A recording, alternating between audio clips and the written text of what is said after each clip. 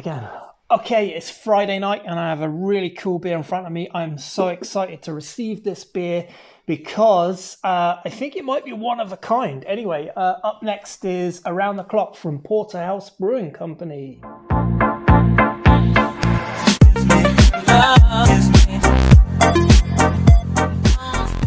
Hey, welcome back to Views on Brews. I am Brendan, and this is a beer that I received in the post today. I actually got 8 of them, 4 for a friend and 4 for myself. It's Porterhouse Brewing Company. Have a look at the bottle there. It's a 330ml bottle, wax cap. There's going to be tons of limited editions. There's going to be tons of wax caps. There's going to be tons of imperial barrel-aged stouts and all this kind of thing now because we're in lockdown and there's no way anyone can get out.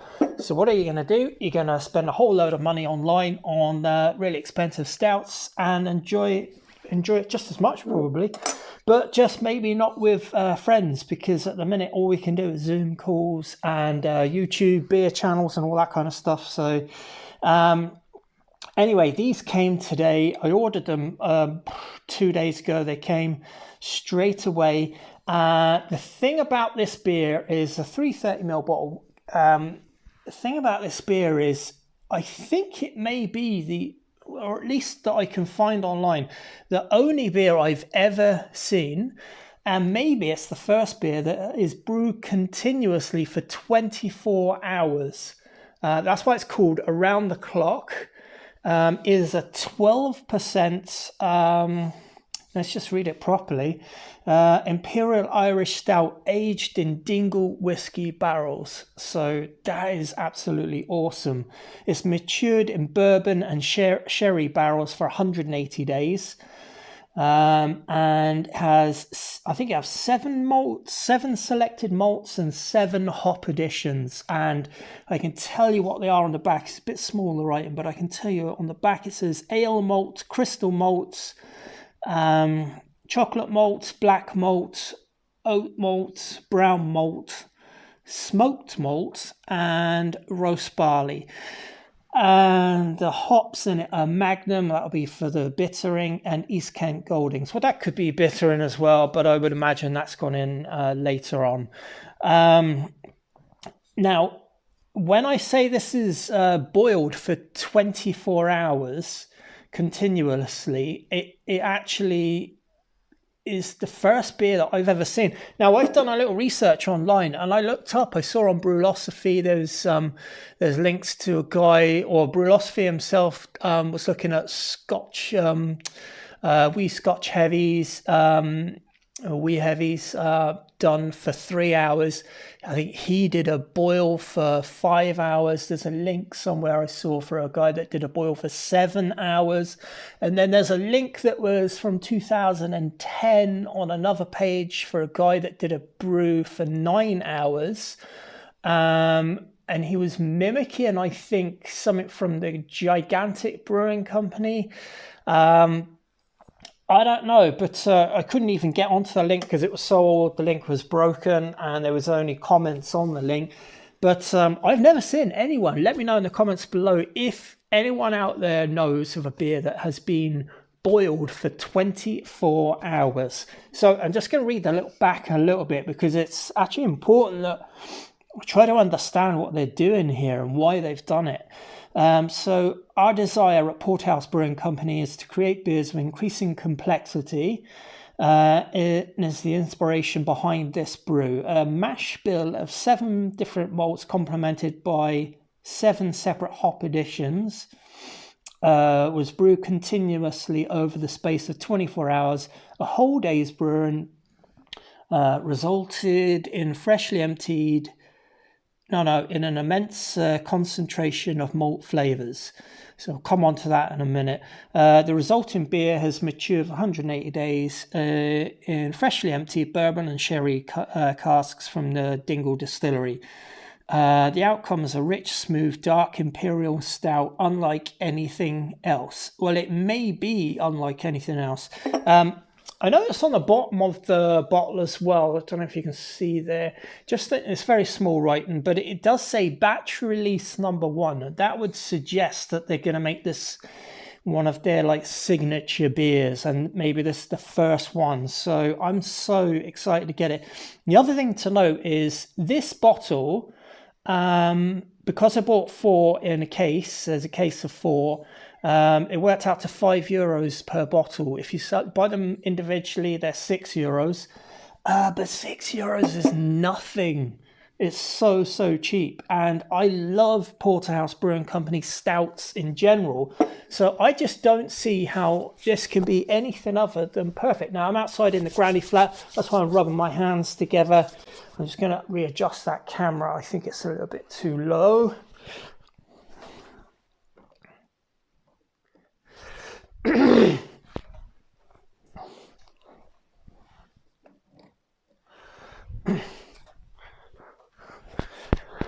Yeah, I'm outside. It's a bit nippy. It is imperial stout weather, and it's Friday night, and I'm so thirsty. I've been waiting for a beer all day, but I've been doing stuff, driving in the car. So now I'm at home. Now I'm going to check this thing out. Now, probably going to be filling around here with the wax cap. It looks really thick, so that's going to be annoying to start with. Huh. Okay. It's not going to be easy, is it?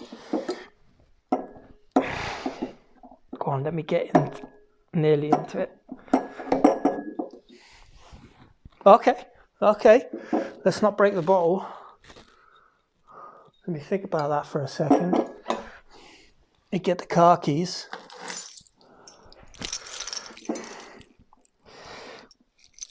This is the annoying thing about wax bottle caps, okay? I mean, that is some real thick wax going on there. Hopefully that is just enough to get into one of the little teeth of the bottle cap. But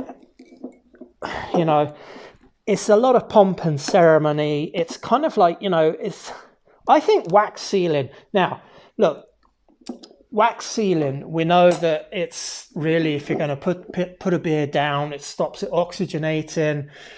It creates a better seal. There's a whole different plethora of reasons why you might want a wax cap bottle, but really a lot of wax cap bottles that I see, they're really just for show. You might put a wax seal on a bottle if it's going to be highly pressurized, maybe. But I don't know. I think it's just kind of like gives it a bit of sophistication. Now, in my dusty snifter that I have here from Porterhouse Celebration Stout, which is an incredible stout if you ever see it about. Got a selection pack last year, and I'm just going to pour a little bit in here and see what it's like. It is 12%. And there is a huge sort of caramel flavour coming off of and a bit of that bourbon whiskey straight away coming off of the thing. So that's a nice start. Now, when you boil your wort, the idea is that you're doing a couple of things. Mainly you do it for the isomerization of the hops and to create a few sort of caramelized flavors and to reduce the beer to your start gravity that you want to put it into your fermentation fridge at. But there should be no real need to boil a beer for any other reason that I can think of.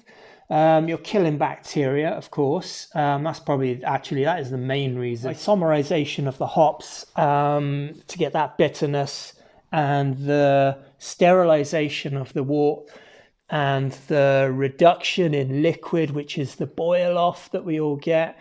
That hot side break of the protein, which is then comes off at the top of the beer and then goes back into the beer. What I'm trying to work out is 1 hour, 60 minutes is what we normally boil a beer for. 90 minutes if we're using Pilsner malt. But really, there shouldn't be any need to do it anymore. Now, I know wee heavy, sometimes they say do it for 2 hours, and I've seen people, quite a few people I've seen boiling a wee Scotch wee heavy, and also like Doppelbock for 2 and 3 hour boils. So that's the maximum I've seen, like on any kind of regular basis, and even then it's scarce, let's say. But for boiling a beer for 24 hours, that is just something else altogether.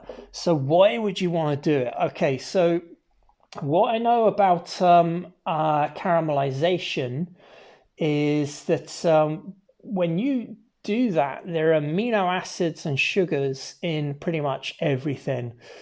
When you boil a wort, you will create some Maillard reactions that are basically the creation of different chemical compounds into your beer. Basically, Maillard is just caramelization, really. So when you do it for 24 hours, I guess it's going to intensify absolutely every flavor.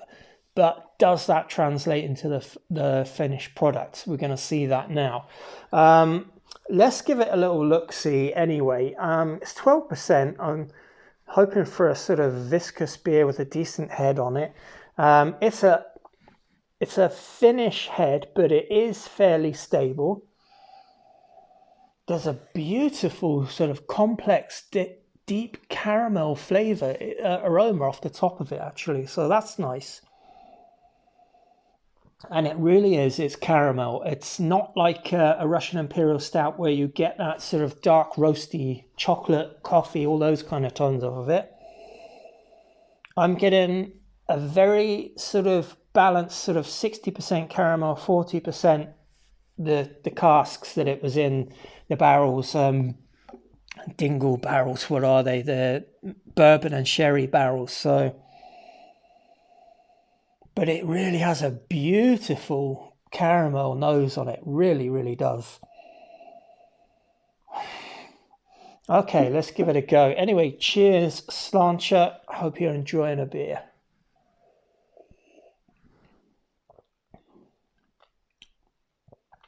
It's a real decadent flavor profile going on.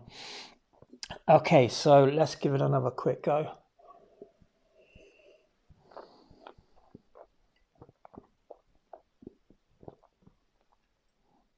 The beer is nowhere near as thick and as viscous as I thought it might be.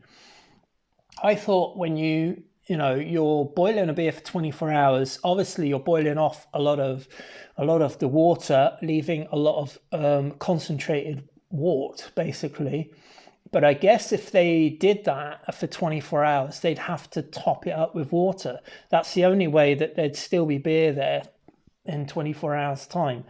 Otherwise it'd just be a thick, burnt, sticky caramel mess. So it's thinner than I thought it was going to be. Now it's still thick, it's full-bodied.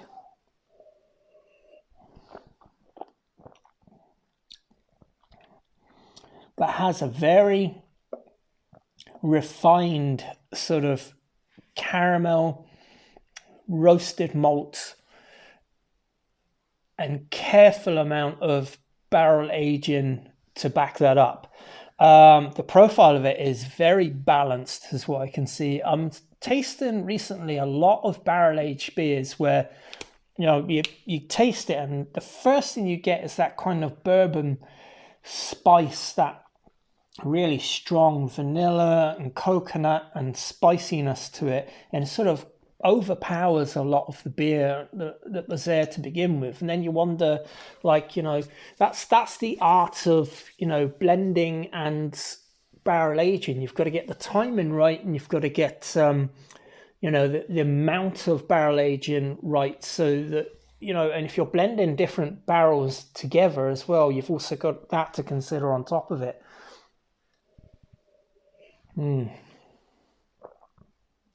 It's a sophisticated beer. This is a beer to be sipped. It's 12% anyway, so I'm gonna sip it. Pour a little bit more in there. I wish you could smell this beer. Now, actually, they do a couple of other limited edition once a year type of stouts, and one of them tastes very similar to this one. But the nose is just such a really, really strong, deep, complex caramel aromas. Really, really nice. Mixed in with like toasted crust of bread. And that must be what the 24 hours of boiling does for it. I mean, would I notice if they did this, boiled this beer for 2 hours or 1 hour or 3 hours or 24 hours? I don't know if I'd notice any difference. Maybe I would, maybe I wouldn't. But I do know the result is absolutely fantastic.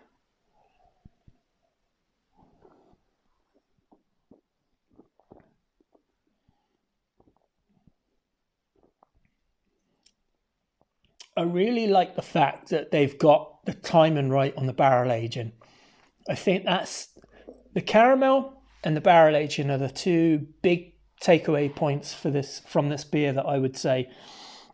You would expect this to have like huge amounts of coffee and roast and chocolate. There is a good amount of chocolate going on in it, but it's sort of like everything sits under the caramel.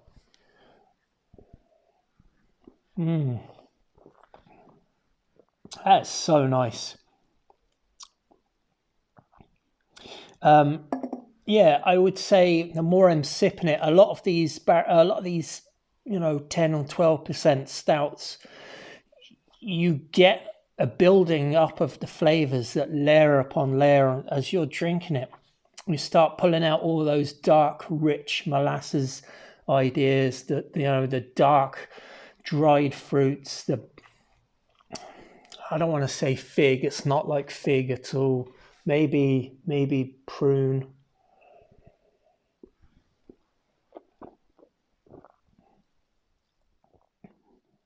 Good bit of a good bit of sort of fruitless plum, if I can say that, like dried. I'd say prunes.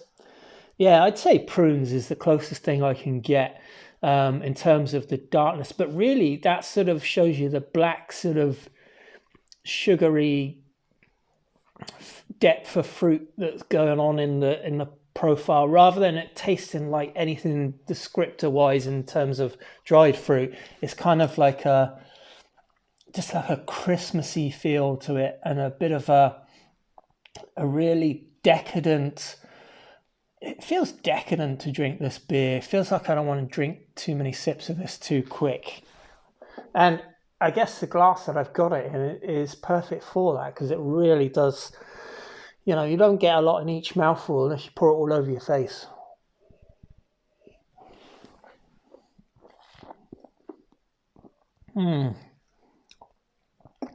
There is like an acidity to the caramel as well, and I think that's the Maillard reactions going on.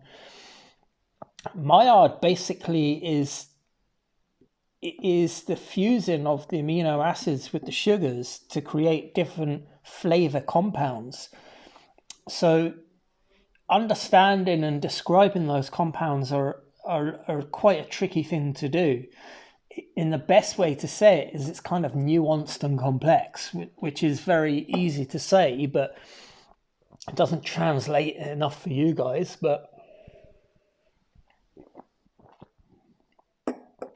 toffee, I wouldn't, toffee, caramel, beautiful amount of, there is a bit of sherry actually. Now I think about it, that is kind of like this very, very gentle warming, not harsh, not overly warming in the mouth.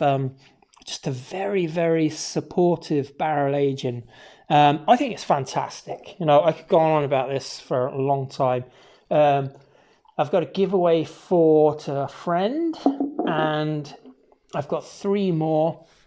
Perfect head on the beer, by the way. There's nothing wrong with that. 3 more. I think I'm just going to enjoy them, and I'm not going to bother with all of that cellaring. On my way, I'm going to be having some special beers from Galway Bay Brewery. They're coming up very shortly. Excuse me, brewed in small batches. What else does it say? Limited edition.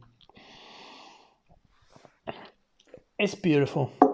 Yeah, if you get the chance to pick up one of these, I know it's only a 330ml bottle, but it would be perfect for sharing. Pour half a glass each, sit by a nice warm turf fire and just enjoy the flavors. Don't get any smoked malt.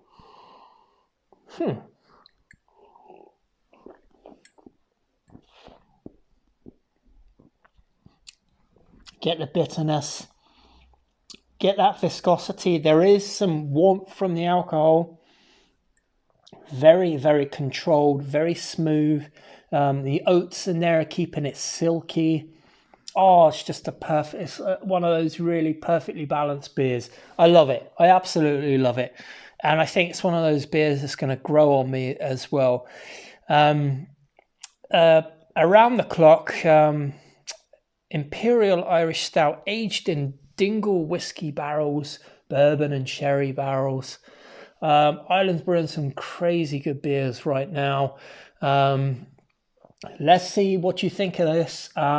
Boiled for 24 hours. Have you ever heard of a beer that's boiled for 24 hours? Is there any need for it? I don't know. Anyway, I really like it. Cheers and slant ya, and it's on to the next one. Bye.